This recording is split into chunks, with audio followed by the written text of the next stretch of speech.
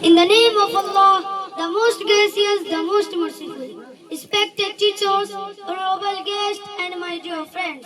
Assalamu alaikum wa rahmatullahi wa barakatuh.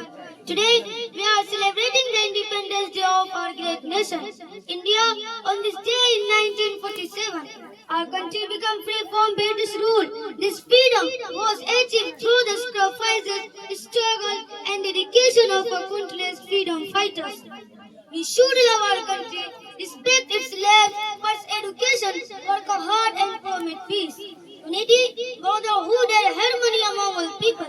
These values are the foundation of a strong and prosperous India. Let us take a pledge today that we will always work honestly and responsibly for the honor, progress and prosperity of our nation. Finally, I pay my heartfelt tribute to all the martyrs and freedom fighters who sacrifices their lives for our freedom. Thank you very much.